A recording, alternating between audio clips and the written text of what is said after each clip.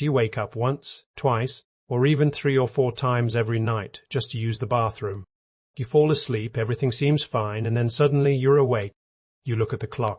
1030 in the morning, then 3:03, then maybe 5 towers, and by morning you don't feel refreshed. You feel tired. For many adults over 60, waking up during the night to urinate becomes so common that they simply accept it as a normal part of aging. But here's the important part. Frequent nighttime urination isn't always something you should simply ignore. There are several reasons it can happen, including drinking too much fluid late in the evening, caffeine or alcohol, certain medications, an overactive bladder, prostate problems in men, sleep problems, and some medical conditions. And today we're going to focus on something simple you can try before bed that may help reduce unnecessary nighttime trips to the bathroom.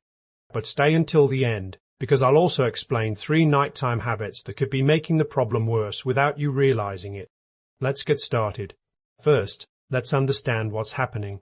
Your kidneys continuously produce urine throughout the day. Normally, while you're sleeping, your body produces less urine, which allows you to sleep for several hours without needing the bathroom. But as we get older, this system can change. Some older adults produce more urine at night. Others have a bladder that becomes more sensitive or less able to hold urine comfortably. And there's another factor people often overlook: sleep itself. Sometimes you don't actually wake up because your bladder is full. You wake up because something else disturbed your sleep. Maybe your room is too warm. Maybe you have pain. Maybe you're stressed. Maybe you have sleep apnea. And once you're awake, you notice that your bladder has some urine in it, so you go to the bathroom. That's why nighttime urination can have more than one cause. So don't assume that every nighttime bathroom trip means your bladder is getting weaker. The cause matters. Now here's the habit I want you to remember. Don't wait until you're already in bed to think about your bladder. Instead, make your last bathroom visit part of your normal bedtime routine. About 15 to 30 minutes before you plan to sleep, use the bathroom. Then after that, avoid drinking large amounts of fluid unless you genuinely need it. That's the key. Not dehydration. Not completely stopping water. And definitely not trying to go all night without drinking. The goal is simply to avoid loading your bladder with a large amount of fluid right before you sleep. For example, imagine you normally drink a large glass of water at 10:30 p.m., then go directly to bed. Your kidneys still have to process that fluid, and several hours later, your bladder may become full enough to wake you. Instead, try moving more of your fluid intake earlier in the day and keeping your evening drinks smaller. Then use the bathroom before getting into bed. For some people, this simple change can reduce unnecessary nighttime trips. But there's an important exception. If your doctor has specifically told you to drink a certain amount of fluid because of a medical condition or medication, follow that medical advice. Don't dramatically restrict your fluids just to avoid using the bathroom. Now let's talk about something that surprises many people. Your evening coffee or tea may be contributing to the problem. Caffeine can increase urine production and can also affect sleep. And remember what we talked about earlier? If your sleep becomes lighter or more interrupted, you're more likely to notice the urge to urinate. So if you're drinking coffee, strong tea, cola, or another caffeinated drink in the evening, try moving it earlier in the day. For example, instead of having your last caffeinated drink after dinner, try having it earlier. Then see whether your nighttime pattern changes. Don't expect a miracle overnight. Give your body several days to establish a new pattern. And pay attention to what happens. Are you waking up fewer times? Are you sleeping longer? Are you feeling more rested in the morning? These are useful clues. There's another drink that deserves attention: alcohol. Now, alcohol can increase urine production and can also interfere with sleep. So if you're having alcohol close to bedtime and you're waking repeatedly during the night, the timing may be worth reconsidering. And here's something important. You don't necessarily need to change everything at once. Start with one habit. Reduce late evening fluids. Then reduce evening caffeine. Then pay attention to alcohol if you drink it. Changing one thing at a time makes it much easier to figure out what actually helps you. Now let's talk about something that doesn't get enough attention. Salt. A very salty evening meal can make you feel thirsty, which may lead to drinking more fluids later. For example, imagine dinner includes heavily salted processed foods. You finish eating and feel thirsty, so you drink a large glass of water, then maybe another one before bed. Your body now has more fluid to process overnight. That's why a lighter, balanced dinner may be a better choice than a very salty late-night meal.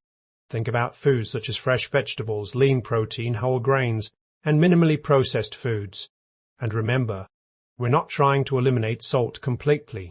We're trying to avoid excessive sodium intake and the cycle of salty food to mediocre, quote, thirst, large amounts of late-night fluid. Here's another interesting factor. If your ankles or lower legs become swollen during the day, some of that fluid can move back into your bloodstream when you lie down.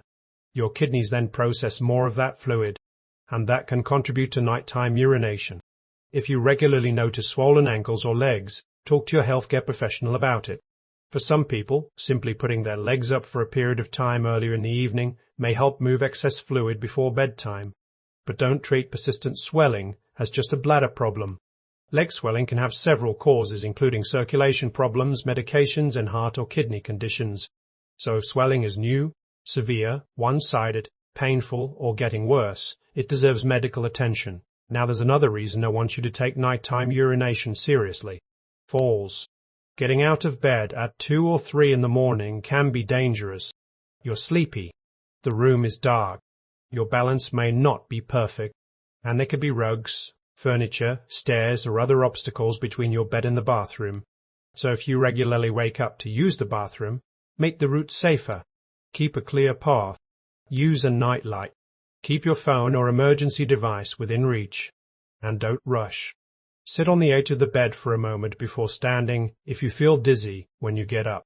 A simple nighttime bathroom trip should not become a fall. Now I want to make something very clear. If you're waking up once during the night, that may not necessarily be a serious problem. But if you're waking up several times every night, especially if this is a new change, don't simply blame aging. There can be many possible causes. For men, an enlarged prostate can affect urination. An overactive bladder can cause frequent urges. Certain medications, especially some types of diuretics, can increase urination. Diabetes can also cause increased urination and thirst. And sleep apnea can be associated with nighttime urination as well. So if the problem is persistent or getting worse, talk with your healthcare professional.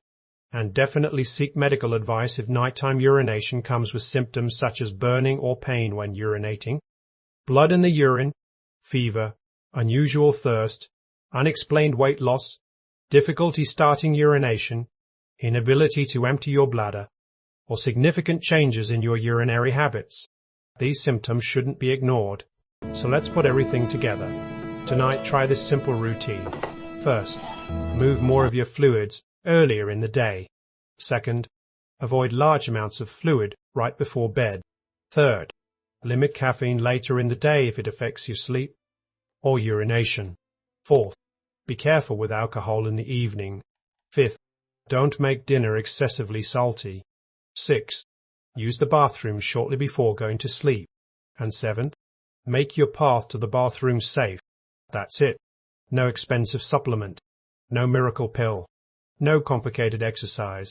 Just a few simple habits that can help you understand what may be contributing to your nighttime bathroom trips. Now I want you to try something. For the next 7 nights, keep a simple note beside your bed. Write down what time you went to sleep, what time you woke up to urinate, how many times you got out of bed, and roughly how much you drank during the evening. You don't need a complicated spreadsheet, just a few notes. After 1 week, look for a pattern. Maybe you notice that the nights you drink a large amount of water before bed are the nights you wake up more. Maybe caffeine is the problem. Maybe your sleep is being interrupted before your bladder becomes full. Or maybe nothing you change makes a difference. And if that's the case, that's useful information too, because persistent nighttime urination may deserve a conversation with your doctor. Remember, the goal isn't to stop drinking water. The goal is to give your body a better nighttime routine while making sure you aren't ignoring an underlying problem. And if you're over 60 and waking up several times every night, don't just assume this is what happens when you get old. Find the cause, improve the habits you can control, and protect your sleep, because better nights can mean better days. If this video helped you, subscribe to Senior Secrets for more simple, practical health and aging tips designed for adults over 60. And tell me in the comments, how many times do you normally wake up to use the bathroom at night? Once, twice, or more?